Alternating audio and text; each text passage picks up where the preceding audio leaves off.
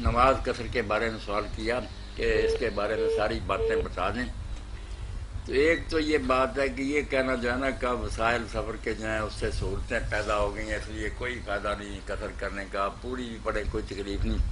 یہ باتیں سب غلط ہیں، بے بنیاد ہے. کوئی جدید وسائل کی بات نہ کرے.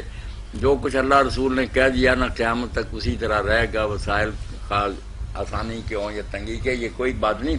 اور سفر میں جو سہولت دی گئی نا اس کو اپنانا چاہیے. کئی لوگ کہتے ہیں کہ اگر آدھی پڑھ لے وہ بھی ٹھیک ہے، مگر پوری پڑھ لے وہ بھی جائز ہے.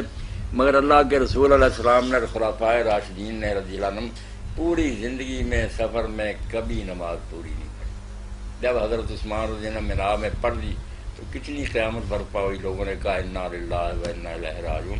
کہا صاحب 2 رکعتیں پڑھتے جو قبول ہوتے. اس لیے یہ نہیں ٹھیک ہے بات کہ پوری بھی پڑھ لیں، نہیں، آپ نے قصر ہی پڑھنی. مسافر جو ہے اجباری بات ہے، یعنی لازمی بات ہے. لازمی بات، عظیمت ہے یہی کہ وہ نہیں. تو کچھ لوگ یہ سمجھتے ہیں کہ چلو حالات اچھے ہیں، تھکا ہوا نہیں ہوں تو میں پوری پڑھ لیتا ہوں، اس کو نہیں، تقوی کوئی کی بات نشانی نہیں. سمجھتے اور یہ بھی جو لوگ کہتے ہیں نا کہ آسانیاں پہ، بالکل غلط بات ہے. ہم موٹر وے پر بھی سفر کر رہے ہیں، جو دشواریاں آپ ہیں کہ جلدی کرنا ہے، یہ جگہ ڈھونڈنی ہے، بہت مسئلے ہیں، کہیں پیشاب کرنے کے مسئلے. تو کوئی بھی یہ بات نہیں کہ میں کہتا ہوں اس زمانے میں آسانیاں تھیں، جہاں جی چاہا اونٹ روک لیا، اپنی مرضی سے اترے پڑے. بس والوں کی مرضی ہے دوسرے. کوئی ایسی باتیں نہ کریں. حالات کا کوئی ہو آپ نے قصر ہی کرنا. قصر کیا کہ جن نمازوں کی 4 رکھتے ہیں نا فرضوں کی وہ 2 پڑھنی. زور ہے، عصر ہے، عشاء ہے، یہ 4 رکعتی نماز ہے، یہ 2 پڑھنی ہے. جو ان کے آگے پیچھے سنتے ہیں وہ ختم ہے. اگر کسی جگہ آدمی ٹھہرا ہوا ہے کئی دن کے لیے تو وہ کسی مسجد میں یا گھر میں پڑھ بھی لے آگے پیچھے تو نفل ہو جاتے ہیں، کوئی بات نہیں، پڑھ لے، حرام نہیں ہوتا. مگر صحیح سنت یہ ہے کہ 2 سنتیں فجر کی اور وتر جو ہے نا ان کے علاوہ چھوڑ دینی چاہیے، کچھ نہیں پڑھنا چاہیے. زور کا وقت آئے 2 فرض، عصر ہو 2 فرض، مغرب 3 فرض، عشاء 2 فرض اور وتر بس. فجر 2 فرض اور 2 سنت پوری جاتی ہے. تو قصر یہ طریقہ یہ کس طرح. اب کتنی مسافت ہو. ساتھ یہ بھی یاد رکھیں نا نماز کی ذرا تاریخ اور ہسٹری یاد ہو نا پھر پتہ چلتا ہے کہ یہ نماز کم نہیں ہوتی جو ہم سمجھتے ہیں، بلکہ اصل نماز ہے. جب نماز مکہ میں فرض ہوئی تھی نا معراج کی رات تو 11 رکعتیں فرض ہوئی تھی. 5 نمازوں کی یہی رکعتیں تھیں جو سفر میں ہم پڑھتے ہیں. 2 فجر، 2 ظہر، 2 عصر، 3 مغرب، 2 عشاء. 11 رکعتیں تھیں ہر جگہ.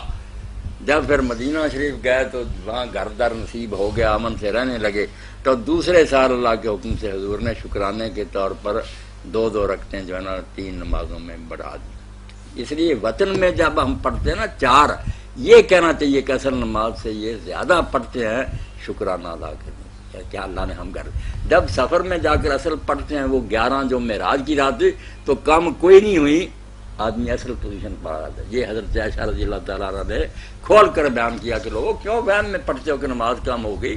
نماز اصل ہے وہ 11، یہ جو گھر میں پڑھتے ہو یہ زیادہ ہے جو اللہ کے حکم سے بڑھائی گئی ہے. اور اس میں بھی فجر کی نماز میں اضافہ نہیں ہوا رکعتوں کا، اس کی بجائے قرآن زیادہ پڑھنے کا حکم ہوا. قرآن اتنا لمبا پڑھو دونوں رکعتوں میں کہ وہ 4 کے برابر ہو جائے. اس لیے وقرآن الفجر ان قرآن الفجر مشہور، اس کا خاص حکم ہوا کہ فجر کی نماز میں قرآن پڑھو. اس وقت جی لگتا ہے، فرشتے بھی سننے کے لیے حاضر ہوتے ہیں. 60 آیتیں اور 100 کے قریب حضور پڑھتے تھے. اکیلا بھی پڑھے تو لمبی صورتیں پڑھی گئی، زیادہ نہیں، یا 3 4 ملا لے. یہ رکھتے ہیں لمبی کرنی تھی، یہ 4 کے برابر کرنی. رکھتے رہ گئی اتنی 2 ہی مگر لمبی کرنی.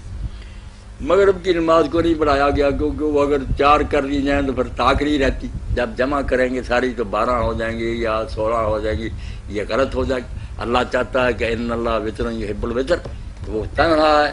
اس لیے ہماری جو تعداد ہو نا وہ بھی ایسی ہو کہ 2 پر تقسیم ہوتی جائے، آخر میں 1 بچے.